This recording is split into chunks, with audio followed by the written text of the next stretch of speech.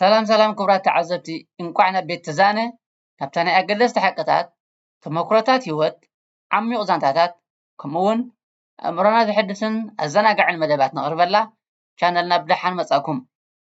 ንሎሚ ገለ ሓቀታት ብዛዕባ ፕረዚደንታዊ ምርጫ ዩጋንዳ ንሕና ክንገብሮም ዘለና ጥንቃቐታትን ከነቕርበልኩም ኢና። ሰናይ ምክትታል።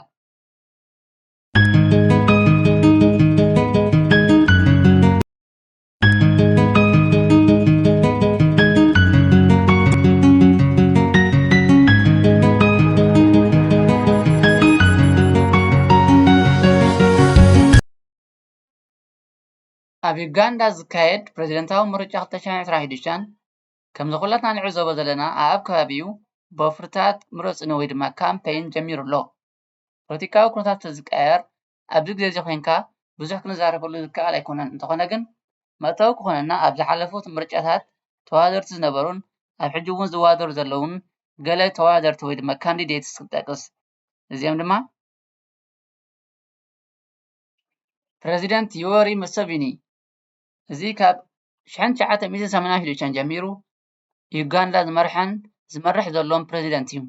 ኣብ 2021 ምርጫ እውን ተዓዊቱ ኣብ መጻኢ ምርጫታት 2026 እውን ይወዳደር ከም ዘሎ ይፍለጥ።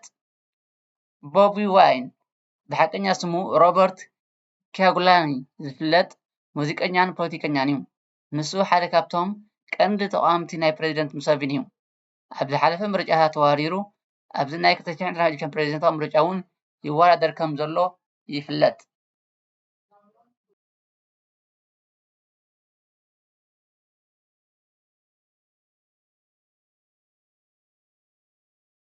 ካልኦት ድማ ከም ካሲባንተ ሮበርት ካብ ውድብ ኤምፒፒ፣ ማቢሪዚ ጆሴፍ ካብ ውድብ ሲፒን ካልኦትን ክጥቀሱ ይከኣል።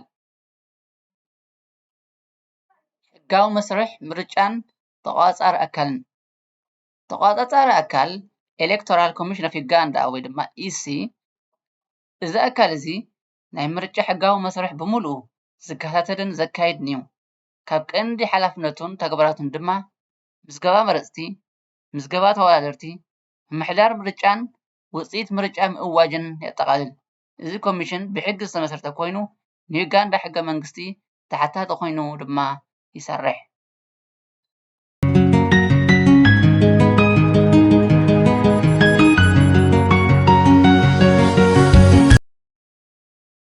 ሕጋዊ መስርሕ ቁጥሪ 1 ምዝገባ መረፅቲ ዜጋታት ዩጋንዳ ድምፂ ንምሃብ ክምዝገቡ ይግባእ።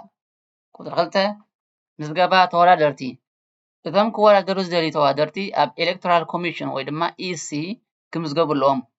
ንምዝገበኦም ዘድልዩ መስፈርትታት ወይ መዐቀንታት ብሕጊ ዝተሰርዑን ዝተማልኡን ክኾኑ ይግባእ።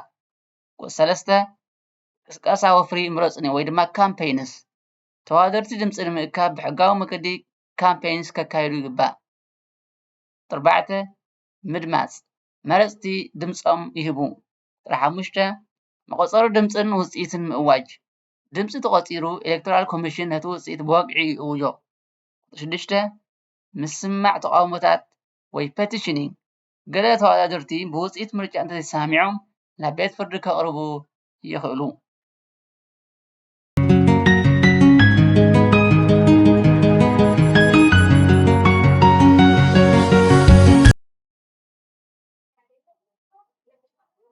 ስደተኛታት ዝምልከት ጥንቃቐታት ክቡራት ተዓዘብቲ ሕጂ ድማ ናብቲ ቀንዲ ትሕዝቶ መደብና ክንቅፅል። እዚኦም ድማ ንስደተኛታት ብፍላይ ኣብ ምርጫ እዋን ሰላማውን ድሕንነቶም ንምውሓስ ብዛዕባ ሕጋዊ መሰላቶምን ሰላምን ንምርጋእ ሂወቶም ዝምልከት እዩ። እዞም ዝስዕቡ ነጥብታት ንስደተኛታት ክሕግዙ ዝኽእሉ እዮም። ኣገደስቲ ዝኾኑ ነጥብታት ክንገብሮም ዘለና ጥንቃቐታትን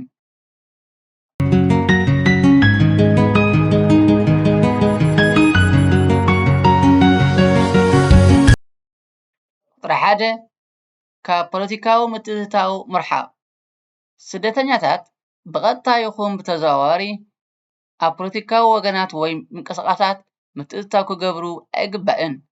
እዚ ንሂወቶም ሓደጋ ከስዕብ ስለዝኽእል ጥንቃቐታት ክገብሩ ኣለዎም። ቁጥሪ 2 ሰላምን ድሕንነትን ኣብ እዋን ምርጫ ዘጋጥም ዝኾነ ዓይነት ጎነፅ ወይ ዕግርግር እንተሃልዩ ስደተኛታት ካብኡ ክርሕቁን ንሰላሞም ቀዳምነት ክህቡን ኣለዎም።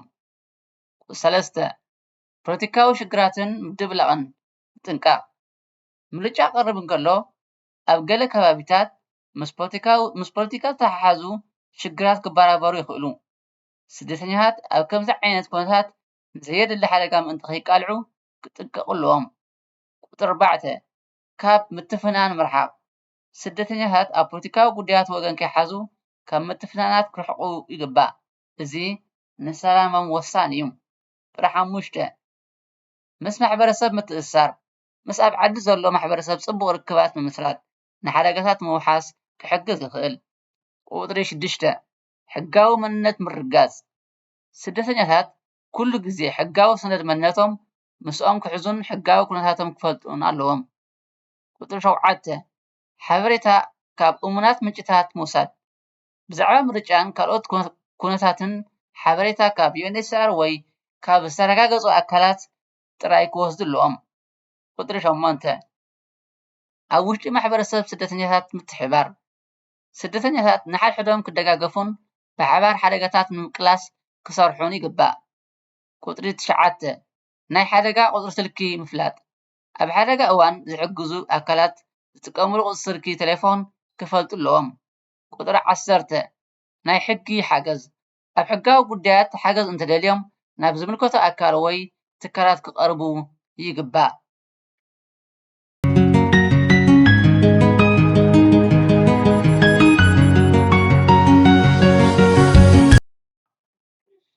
እዚ ሓበሬታ እዚ ኣቀዲምካ ንዝምርምር ምርጫ 2026 ዝምልከት እኳ እንተኾነ ኣብ ዝሓለፉ ምርጫታት ዝተረኣዩ ኩነታት መሰረት ዝገበረ እዩ።